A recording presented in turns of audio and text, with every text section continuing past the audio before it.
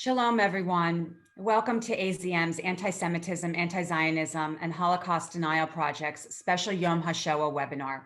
AZM is an umbrella organization comprised of 33 national Jewish Zionist organizations working across a broad ideological, political, and religious spectrum, linking the American Jewish community together in support of Israel, Zionism, and the Jewish people.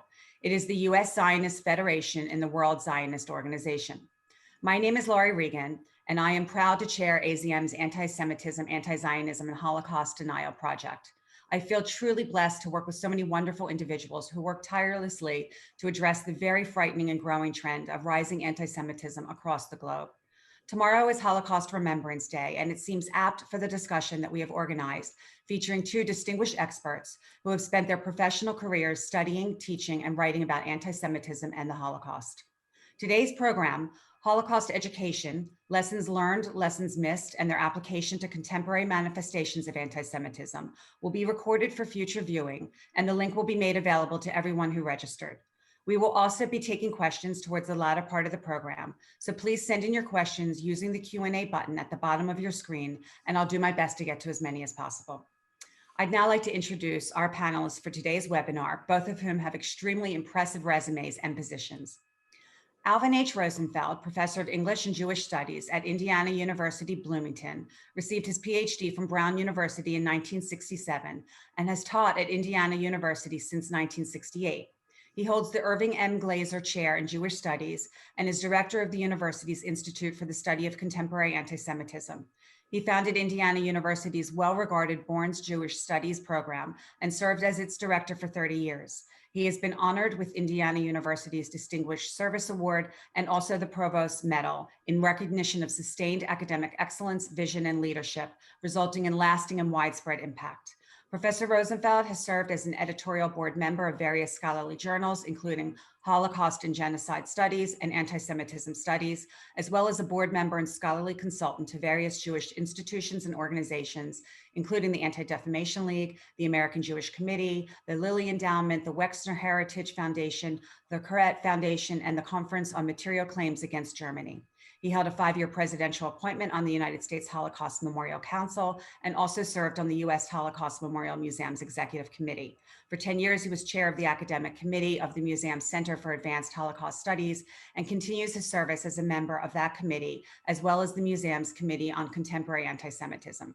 He has lectured widely in America, Europe, India, and Israel, and been the editor and author of numerous scholarly articles, studies, and books. You can read more about his volume of works at his bio linked on our website.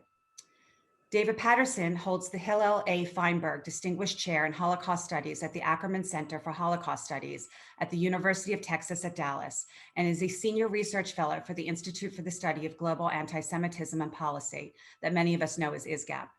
He is a commissioner on the Texas Holocaust and Genocide Commission, a member of the Executive Board of Academic Advisors for ISGAP, and a member of the Executive Board of the Annual Scholars Conference on the Holocaust and the Churches. He has lectured at universities on 6 continents and throughout the United States. A winner of the National Jewish Book Award, the Koret Jewish Book Award, and the Holocaust Scholars Conference Eternal Name Award, he has published more than 35 books and more than 240 articles, essays, and book chapters on topics in literature, philosophy, the Holocaust, and Jewish studies. His most recent books include Shoah and Torah, Elie Wiesel's Hasidic Legacy, The Holocaust and the Non-Representable, Anti-Semitism and its Metaphysical Origins, Genocide and Jewish Thought, and a Genealogy of Evil, Anti-Semitism from Nazism to Islamic Jihad. Thank you both so much for being with us today. Alvin, I'm going to start with you. Like most people, I struggle to understand how a seemingly civilized society as Germany was in the 1930s could commit such atrocities.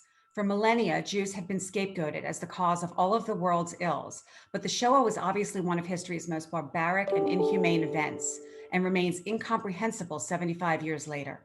It began with youth movements and boycotts, propaganda, marginalization of Jews and their businesses, and dehumanization of Jews as individuals in society. All of this exists today as anti-Semitism flourishes in cities and towns across the globe. Are there other parallels that you see between Jewish life in Europe pre-World War II and what we're seeing now in Europe and the United States? And can you touch on the lessons learned in terms of risk factors and warning signs of genocide? Do you believe that civil society has learned enough to prevent history from repeating itself? Lori, thanks so much for inviting me to participate in this program. I'm honored to be one of your guests. The Holocaust is a huge, horrendous, very complex historical phenomenon. I've been studying it for decades. A great many other scholars have been doing the same. It's the most copiously documented crime in history. So we certainly don't lack for sources, nor do we lack for understanding. And yet, to untie the riddle that you just put before us, how could such a civilized society as German society, which has given us some of the best music, literature, thought in the modern period, also be complicit in the genocidal crime carried out against the Jews and disastrous crimes against others as well during that time? Um, a complex multitude of factors led up to it and into it. They were social, political, economic, but certainly it's inexplicable if one excludes anti-Semitism. Anti-Semitism dates back a long, long time in Europe, as we know. Hitler, a very charismatic, uneducated, but nonetheless charismatic leader, was nothing if not an arch anti-Semite. The man was not lettered, but he had one talent, and it resided right here in his throat. People were spellbound by what he had to say. So one of the things we certainly have to factor into any risk analysis for the future is charismatic leadership. That in and of itself is not enough to mobilize an entire country, not just to go to war, but in the midst of that war, to single out a particular people for genocide. I took a look just a short while ago at what researchers at the United States Holocaust Memorial Museum in Washington, D.C., have had to tell us about the extent of that mobilization. In a nutshell, the following: the Germans under Hitler established 980 concentration camps, 30,000 slave labor camps, 1,150 Jewish ghettos, 1,000 prisoner of war camps, 500 brothels where women were used as sex slaves, and many other places where victims were killed. Altogether, something like 42,500 sites. You can't do that without mobilizing an enormous human force to put all that together. Are we seeing anything similar today to what I just described? Thank God, no. However, we're living in a very overwrought time. Hatreds of various kind, including an escalating hatred against Jews on a global scale, are underway. When the economies go down, anti-Semitism and other forms of hatred tend to go up. We're seeing that as well. We're seeing in our own country a very fractured political system, in some ways a dysfunctional political system as well. There are many unresolved social political tensions afoot. A great deal of attention is being paid to racism. Um, so we're in an uneasy time.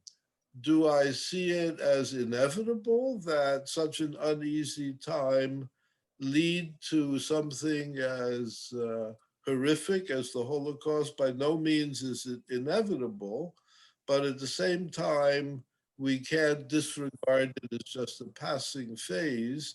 It must be taken seriously, particularly when one sees a rise of anti-Semitism accompanying the various tensions that I just put before you. A recent poll put out by the Anti-Defamation League finds that about 25% of people in European countries hold anti-Semitic views. In some of those countries, the figures are closer to 50%. In Middle Eastern and North African countries, the figures are much higher. We're doing better in America, but not good enough. Some 14% of our population, or over 30 million people, evidently harbor anti-Semitic attitudes. Last year, the FBI put out its report on hate crimes. They found that hate crimes based on religious bias, among those hate crimes based on religious bias, over 60% were directed against Jews. This with a Jewish population of somewhere around 2% of the total population. So we're living in very overwrought, uneasy times. The more we learn, the more we can open other people's eyes to the challenges before us, the better. Holocaust education in and of itself, and I know David will be speaking more about this, is not necessarily a cure-all, but without it, we would be in even worse shape, I dare to say. We've got lots of work ahead of us. The more people who take seriously what I just sketched in, the better. Thank you. That was the numbers are shocking on those statistics that you just shared with us. I actually was not aware of those numbers, and I found them shocking and distressing. David, as Alvin mentioned, I'd like you to touch on Holocaust education in the context of learning in order to ensure never again. The Never Again Education Act allocated $2 million annually for 5 years to be distributed by the U.S. Holocaust Museum towards Holocaust education. And many K-12 schools are including Holocaust education in their curricula. All of this seems noble and a positive development, although it's interesting to me that Ruth Wise argues that anti-Semitism in the US has increased proportionally to increased teaching of the Holocaust, which seems the opposite of what we would all call logical. But she notes several, and I believe she calls them distortions of Holocaust education, which include failing to recognize the political aspects of the Holocaust, among other reasons. Can you share with us, as a philosopher and a teacher, why Holocaust education is so important and what we should be learning from it in the context of its limitations as well? And again, I'll ask you what I just asked Alvin to touch on, which is, do you believe that we've learned enough to prevent another genocide of world Jewry? Yes, thank you, Lori, and thank you for the invitation to be here. Thank you to Alvin for those insights. Yes, what Ruth Wise says about the increase in anti-Semitism with the increase in Holocaust education, it's plausible if you consider what characterizes Holocaust education. The fact that we are teaching a course on the Third Reich or what happened between 1933 and 1945 is not a guarantee that you're teaching Holocaust.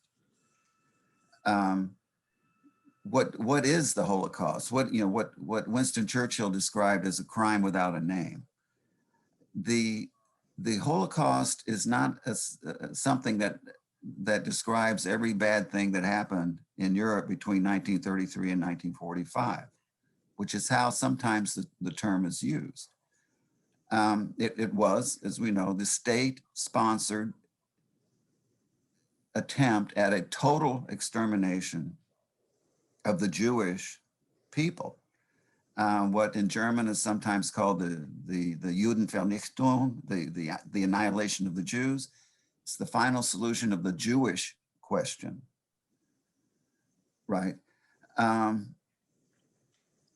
So what exactly are the Nazis trying to exterminate in the extermination of the Jews? That's a question that has to be asked in Holocaust education. What are they trying to purge the world of? In my view, they're trying to eliminate the millennial teaching and tradition concerning the holiness of every human being that the Jews represent by their very presence in the world, as one of the most ancient witnesses to that teaching. It's a systematic assault, a radical assault on the soul, I think.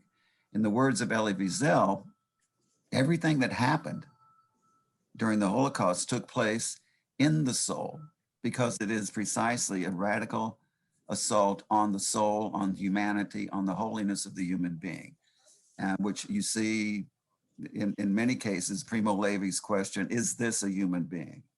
Is this a man? The title of his memoir.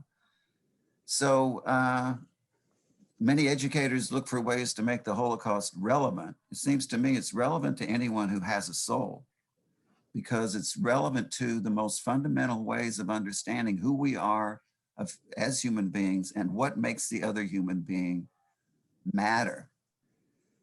So Holocaust education entails much more than providing information and insight with regard to history, which is indispensable to it, of course. But it also entails, I think, unlike other areas of education, perhaps, bearing witness to the sanctity of the other human being. I see this in my students. I've been teaching courses on the Holocaust for 30 years or more. And for my students, the Holocaust class is not one among others on their schedule. They don't go from English to math to Holocaust economics to geography.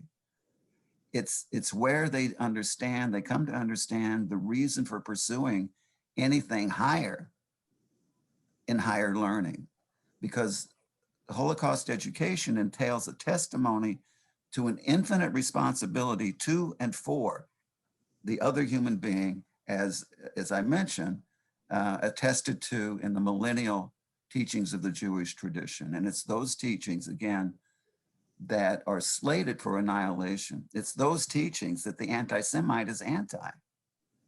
Okay, so if we want to prevent it, we have to raise this question about what is the basis for the dearness of the other human being. Is it race? Is that what makes somebody matter?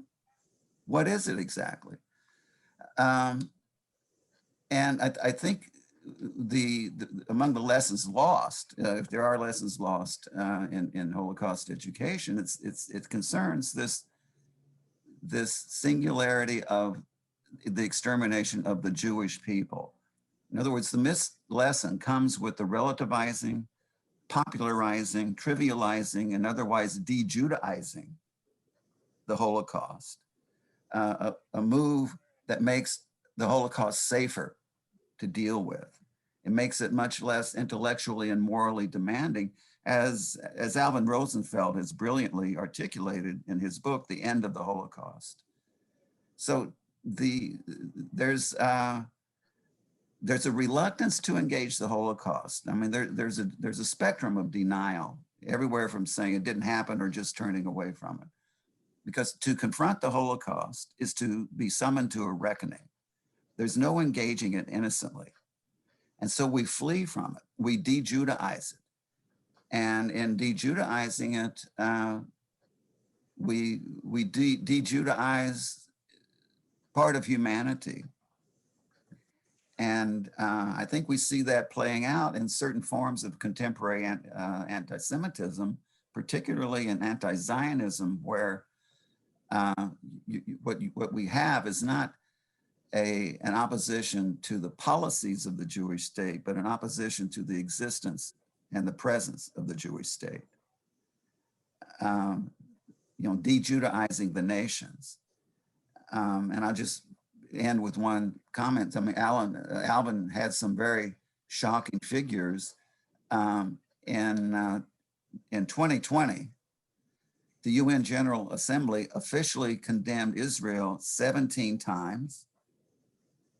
In that same year, they issued a total of 6 condemnations of all the other 192 member states combined. there is a move to purge humanity of a Jewish presence, which is a Jewish teaching, Jewish tradition. And that's where Holocaust education becomes really critical. I had forgotten about the UN stats, and yeah, that's quite distressing. The singling out of the Jewish state, as we know from both Sharansky's 3D test and from the IRA definition, is certainly anti-Semitic in and of itself. And you gave me a good opening to the next question I have for Alvin. When the three of us had spoken a couple weeks ago, Alvin, you made a critically important point, at least critically important to me, which is that there can be no Jewish future without the state of Israel, which is essential to Jewish life today. We discussed the new anti-Semitism, which David just touched on, which takes the form of anti-Zionism, even by many Jews. It's astounding to me personally that Jews the world over do not unconditionally support the only place on the planet where they're truly welcome, given that just 75 years ago, Europe's Jews had no place to go and 6 million wound up being murdered. Can you discuss this new anti-Semitism more in depth, how it differs from the anti-Semitism that led to the Holocaust, whether some Jews have failed to learn the lessons of the importance of a Jewish homeland to ensure its survival, and that we can never again take for granted our well-being any place outside of Israel? Sure, I'll be glad to. Before I do that, though, I'll just add a brief footnote confirming some of what David just put before us. Elie Wiesel of blessed memory left behind no end of teachings for us. One is summed up by a single sentence. At Auschwitz, not only man died, but also the idea of man. And the idea of man that was under assault there and throughout the Holocaust was an idea introduced to the world by the Jews. David just articulated a good deal of what stands behind that idea, but minimally, it's that each and every one of us is sacred and has to be seen in those terms and not violated. The Jews, as those of us who are scholars of anti-Semitism know, have been blamed for no end of crimes, the worst of the worst of the worst being deicide, that we're somehow responsible for the death of God himself. But actually, we may be accused of something even harsher. Not only that, the Jews introduced God into the world. And for that, we've never been forgiven by a great many people. In and of itself, it won't explain the Holocaust, but it certainly, as David emphasized, an important part. As for where we are today, my gosh, I'm of the age of people who both, well, I'm a first generation American-born Jew of European parents who left in time, thank God. But nonetheless, knowledge of the Holocaust was part of my childhood and has been with me ever since. But so too was I privileged to see the miracle of Jewish national sovereignty reborn in the ancestral homeland of the Jewish people. One of my two children made Aliyah some 7 years ago, lives in Israel with 3 of my 5 grandchildren. I say Baruch Hashem for that, and may they all be safe. I miss them no end. Almost 1 out of every 2 Jews alive today lives in the state of Israel. Close to 50% of the world's Jewish population lives in the state of Israel. On demographic grounds alone, therefore, there will be no Jewish future worthy the name without the state of Israel. But beyond demography, the fact of the matter is the Jews have reconstituted themselves as a proud and very capable, thriving people in the ancestral homeland of the Jewish people. Any visitor who goes there, who's unbiased, with eyes wide open, will see no end of things to admire, respect, and the like. Are there problems? For sure. There's no country without problems. But when we stop and think that a mere 3 years after the liberation of the camps in Europe, the Jewish people were able to establish a Jewish state for the first time in a couple of millennia, it brought me to believe in miracles all over again. Everything we can do to help safeguard that country, it's incumbent on us to do. I live in the States, but I've probably been there 25 or more times. I urge others, if not to go there, at least to be alert to all there is to admire in that country, but also to heed the threats against that country because they've not ceased at all. Israel is strong and very capable of defending itself, but it's a small country. It needs friends and allies outside. Thank God it has many of them, and many, it goes without saying, within the Jewish people, but not all. The Jewish people are badly divided over all kinds of issues today, including, to my deep, deep regret and dismay, the state of Israel. One can be certainly critical of this or that Israeli policy, this or that Israeli leader, and still be a proud and very strong Zionist. I am one myself. Criticism of Israel in and of itself is not anti-Semitic. However, defamatory calls for the country's demise are nothing but anti-Semitic, and Jews of all people should certainly not be party to anything of that sort. Israel has restored a great deal of necessary pride in Jewish life, particularly in the aftermath of the Shoah. We owe that country an enormous debt. We certainly owe it loyalty and support. And for the most part, Jews the world over are, in fact, in line with what I just sketched in. The more, the better. I'll stop there for now, but I'll be glad to continue in the question and answer period in a few minutes. Thank you. Thanks, Alvin. And that's a reminder also that anybody that has a question for either gentleman to please submit your question in the Q&A button at the bottom of your screen.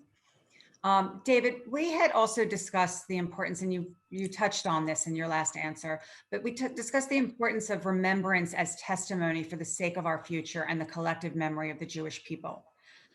This might be obvious, but what exactly are we supposed to be remembering and why? How do we ensure that as Holocaust survivors die off, those who are the true living monuments to the history of the Shoah, that events are not distorted, marginalized, or even forgotten? Are there lessons that we've missed in the context of remembrance, whether relating to history, hate, politics, or otherwise? And I bring politics into this because the Shoah was motivated by a political movement using Jews as scapegoats. Yes. Remembrance as testimony. Yes, I suggested that teaching the Holocaust entails engaging in a testimony, and teaching the Holocaust also entails engaging in a remembrance. What do we remember? We remember not only what happened, but why it matters and what's at stake. In the Jewish tradition, when we were summoned to remember something very precious, it's Zachor, and you'll see this attached to the Holocaust. There's also Shamor, Zachor v'Shamor, remember and observe is how it's, I would say, poorly translated. The Zachor v'Shamor, remember and observe, are commandments pertaining to the Sabbath. The Sabbath is the entry of holiness into this realm. It's one of the names of God. It's where we find our attachment to God. But Shamor, therefore, means guard over, watch over carefully, protect, as if you were caring for an infant, as if you were caring for what is most precious, what there is to love, what there is to fear for, okay? So that's what we have to remember. I mean, on the occasion of the Holocaust Remembrance Day, Yom HaShoah, has its date on the Hebrew calendar, the holy calendar. It's the 27th of Nisan, which is coming tomorrow. The fact that it's situated on the Hebrew calendar or the liturgical calendar tells us that this mode of remembrance is has a liturgical dimension to it.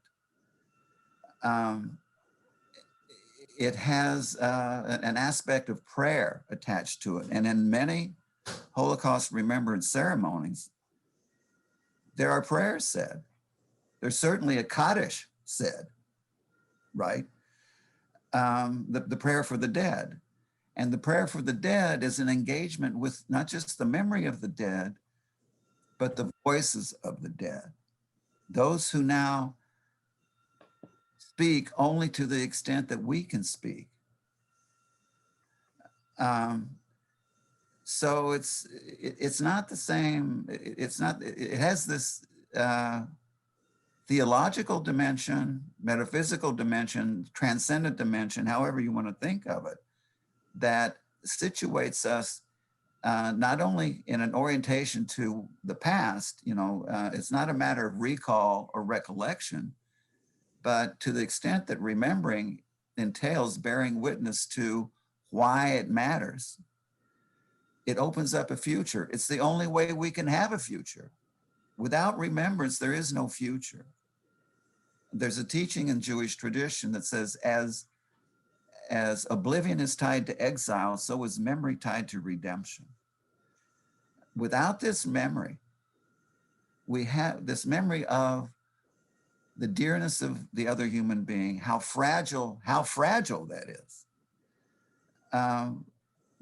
We just will stumble our way into the future, and many, many serious dangers will open up. I loved Alvin's comment that the Jews introduced God into the world. Holocaust Remembrance is about reintroducing God into the world.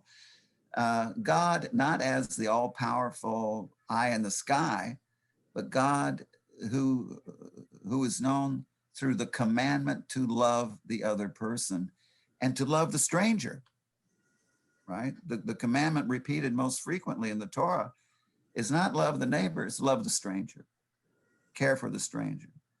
That's what Holocaust Remembrance is about. And let me just finish this portion of my remarks with a brief comment on the Jewish state and contemporary anti-Semitism and the mode of anti-Zionism, as I mentioned, an opposition not to the policies, but to the presence of the Jewish state. As we see in many quarters, in the discourse of anti-Semitism, we see an engagement not only in the delegitimization of the Jewish state, but also the demonization of the state, which makes this form of anti-Semitism not only fashionable and acceptable, but in certain quarters, it has become morally required. After all, what is the moral imperative when we're confronted with a racist, apartheid, Nazi-like state guilty of crimes against humanity? What's morally required there? So it's Holocaust Remembrance as a form of testimony has this context.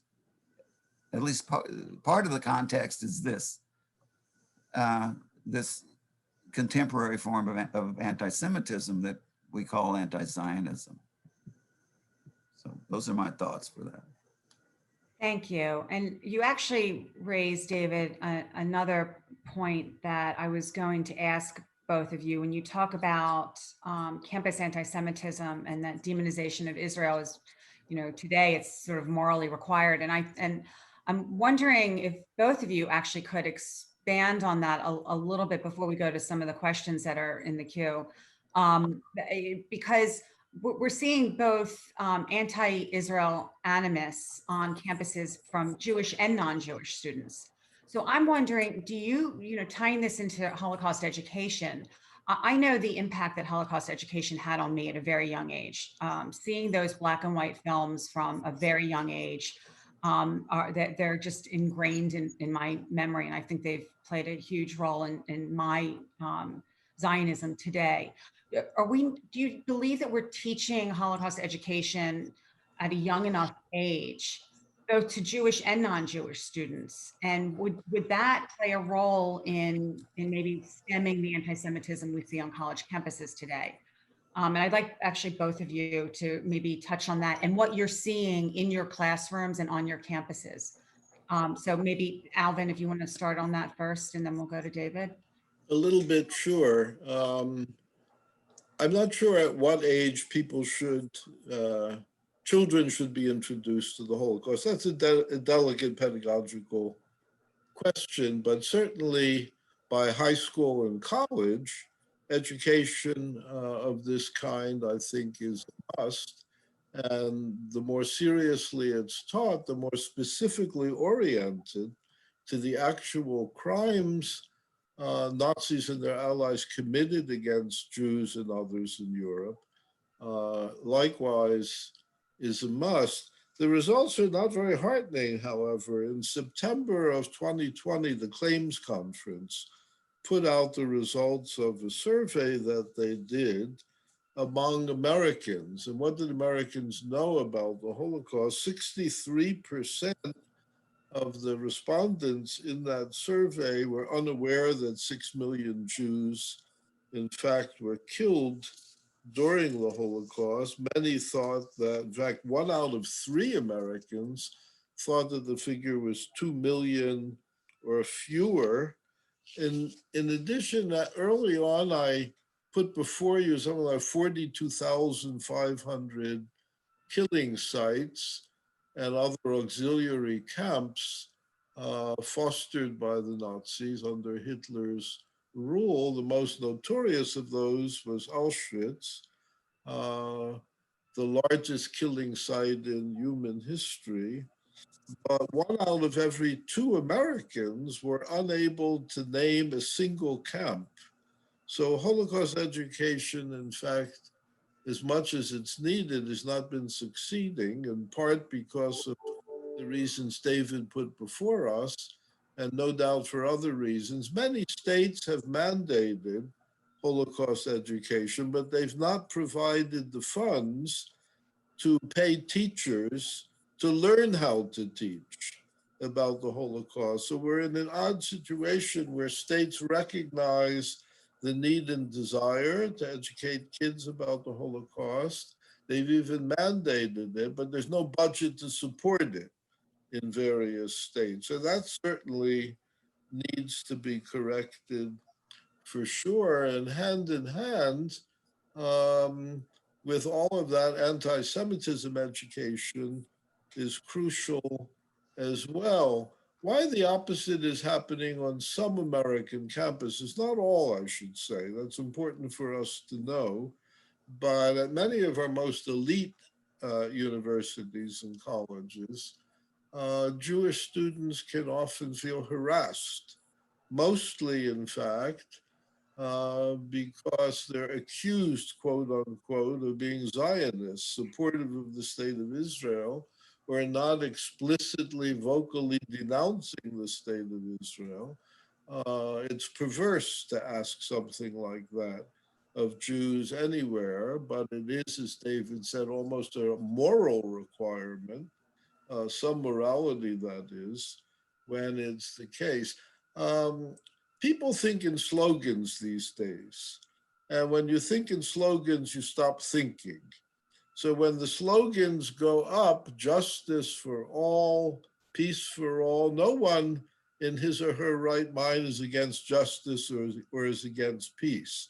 But when all of that stuff is just reduced to a facile universalist slogan, and the Jews who are stubbornly particularist and don't want to disappear into some large, broadly encompassing vacuum called universalism, well, then they get singled out for rough treatment. So there is a big gap here between the thrust towards universal values, which on the one hand, all of us can endorse if they're sensibly and intelligently put forth, and the fact that Jews have been around for a long, long time, want to remain around for a long, long time, and even have had the good fortune through their own hard work of establishing their own state and an army strong enough to defend that state. Why that should be intolerable and not a cause for celebration beats me, especially among Jews. Thanks, Alvin. David, do you want to respond to that as well? Yeah, I'll respond briefly. With regard to the question of at what age do you start? When I first read Night by Elie Wiesel, which is frequently read in high schools these days, his memoir, and I knew very little about who he was or anything else. This is in the 70s, right? I saw the references on the first page, Hasidic House of Prayer, the Shekhinah, the divine suffering, destruction of the temple, the Talmud. Oh, this is all on page 1. And I didn't know what any of that meant exactly. So you can start at an early age teaching Jewish history, Jewish traditions, history of Judaism, and you don't. And when I bring this up to teachers, they say, "Oh, we can't proselytize." And I'm not talking about proselytizing. I'm talking about informing, right? So you can start that, which is a necessary background to understanding anything about the Holocaust. Jewish history. Who are they? Who are the Jews? Who are the Jews? There's that. With regard to the connection between anti-Semitism and Holocaust education, in my experience, as someone who has studied and written and attended conferences in both of these areas, I've always been a little surprised at how little overlap there is among the scholars. Being a very notable exception, most scholars in Holocaust studies don't show up at conferences on anti-Semitism studies, and vice versa, right? In my experience. So,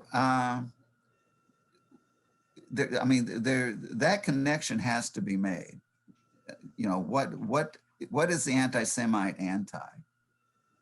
I once heard a line saying, in a film, when a Jew was asked, why do they hate Jews? They being the Nazis. And he said, because we remind them of their humanity. So what are we reminded of when we're reminded of our humanity, and why would we kill somebody for it? And I think it goes to what I touched on earlier. We're reminded of an infinite responsibility, that we're shaken from our sleep. We're asked the question put to the first human, where are you? Put to Cain, where's your brother and what have you done? And that's the Jewish question we want to get rid of, so to say. And that we can start with that early on, with those stories, those traditions, those teachings, so that when we come to the Holocaust, I would say at a much later age, and I'm not even sure how old you have to be in order to engage it. As already Alvin pointed out, it's a very complicated, profound, intellectually, emotionally challenging, traumatizing to study, right? So I'll just say with that, it is traumatizing. The remembrance can be traumatizing, but there's also, as I tried to mention earlier, this dimension of not only what happens was horrific, but it matters. There's something sacred, precious, and dear at stake. And we are summoned to remember and to watch over that. And that's reason, in a way, to rejoice, to be glad, to be grateful. Elie Wiesel always emphasized the importance of gratitude. Gratitude for what?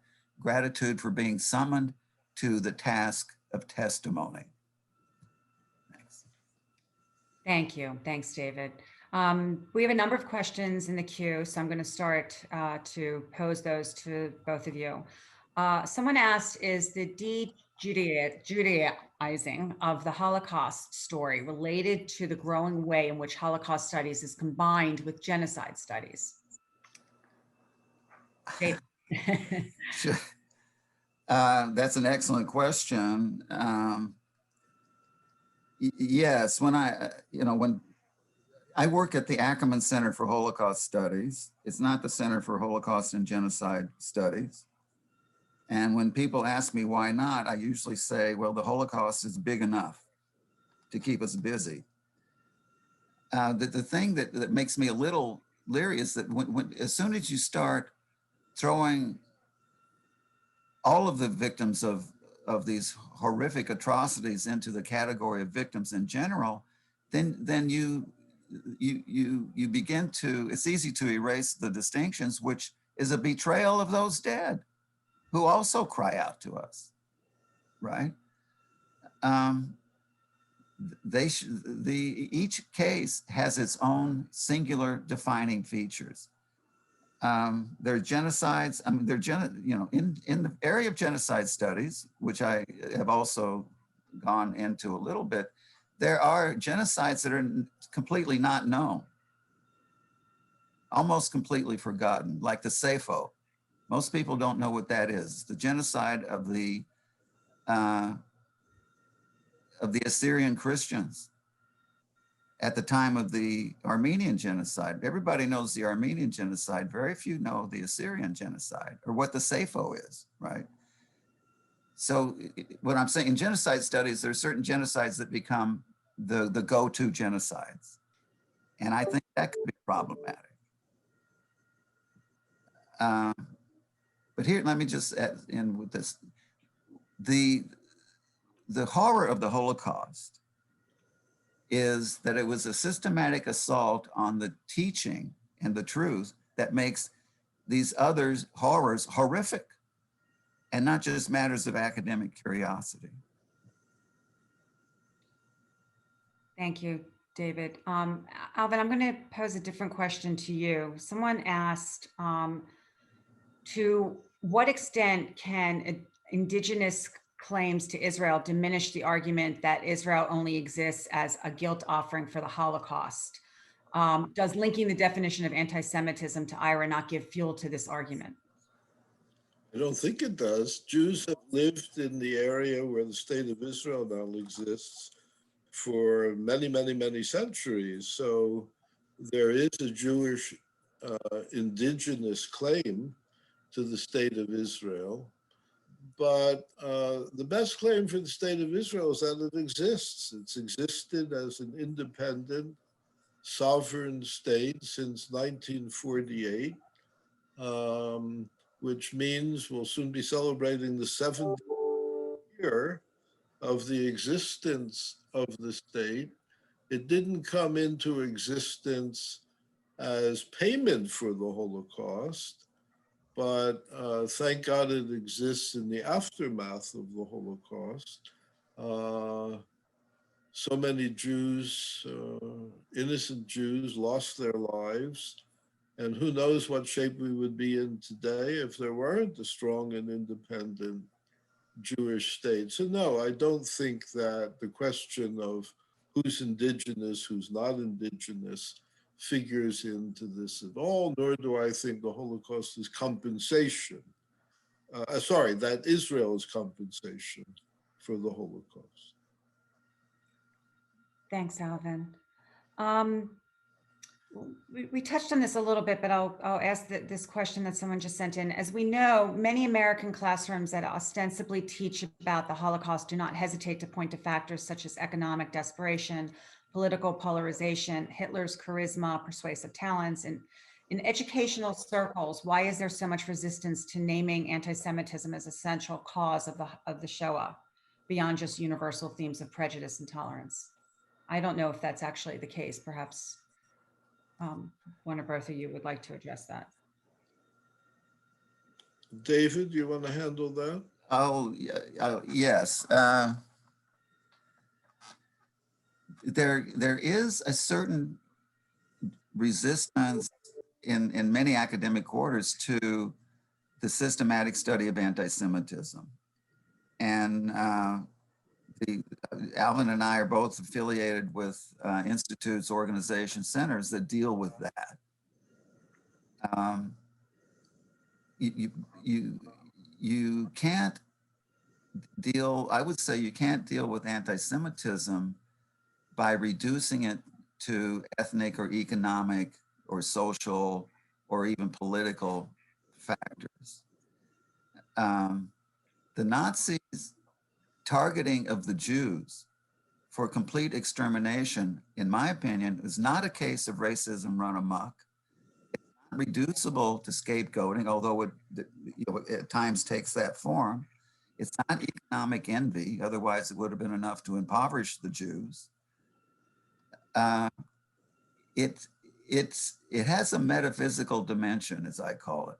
I think it's an attempt to destroy the God of Abraham, Isaac, and Jacob by destroying his witnesses. As Alfred Rosenberg, the Nazi ideologue, said, that the German blood is poisoned, not just by Jewish blood, or the German spirit, as he put it, is poisoned not just by Jewish blood, but by Judaism. Judaism is the contagion here. And over the centuries, the Jews have been associated with contagion, and that contagion is Judaism. From the standpoint of this metaphysical anti-Semitism, it's not that all Jews are evil, but that all evil is Jewish. So it takes on a redemptive aspect, and all of which is we can't reduce to, oh, it's scapegoating, oh, they envy the Jews, oh, they need somebody to blame their problems on. It's not reducible to that, I'm saying. And I'll just say one more thing. In 1943, the Nazis sent, some of their guys to Tromsø, Norway, 220 miles north of the Arctic Circle, to get the 17 Jews who lived there. If you need a scapegoat, you don't have to venture into the Arctic to find one, right? It's that ubiquity entails an assault on a ubiquitous satanic figure, the invisible wire puller, who is as invisible as Satan. So this metaphysical aspect is something that I think is too often overlooked, both in Holocaust studies and anti-Semitism studies. So it gives me something to do anyway as a scholar to address it. Thanks, David. I was not aware. I keep learning every time you both give an answer to a question. I learn something new. My dear friend and colleague, Sarah Stern, has sent in a question. Sarah's the founder of the Endowment for Middle East Truth. There's a profound degree of anti-Semitism within the Middle East studies programs, particularly related to the academic treatment of the existence of Israel. The word Holocaust is often distorted in meaning and used as the manner in which Israel treats the Palestinians. Is there any way to create joint academic conferences to try to influence these professors? Alvin. There is a rival organization, in fact, which tries to do something like that, following on the heels of Bernard Lewis's teachings. Bringing these various points of view together is necessary and very difficult to do. Now, there are Middle Eastern studies and Middle Eastern studies. They're not all the same. America has over 3,000 colleges and universities, and while the problem is chronic on certain campuses, not on all, follow the money trail and find out where how some of these appointments came to be funded, and you'll get to one answer. I suppose. Uh, I'm at a university which is now 200 years old and enrolls some 37,000 students. We have never had BDS on our campus. We've never had Israel Apartheid Week on our campus. Our Middle Eastern Studies program is a solid, unbiased program. So it is possible, if you do the right things on a campus, to have it be wholesome, which is the only atmosphere that should exist on the campus. Otherwise, students, faculty, and staff all run into no end of trouble. When problems arise, they need, in fact, to be called out right away and not just let slide. That helps. And otherwise, just do the reasonable thing. Universities are set up to be institutions on which evidence and rational discourse hold forth. So long as that's the case, we have a pretty good chance. Once it stops being the case, the raison d'etre of a university is seriously undermined. And those of us who live and work and make our livings on university campuses are obliged, in fact, safeguard that raison d'etre. Thank you, Alvin. Somebody asked whether Holocaust education makes a significant difference in reducing hate crime around the world. Do you see Holocaust education having an impact beyond Holocaust education? That would be very difficult to measure in any scientific or systematic manner. As an educator in this field, I can attest to the impact on students over the last few decades that I've been teaching it. It does, I have seen it impart to students a sense of meaning and mission, which the soul needs. The soul needs a sense of meaning as the body needs bread.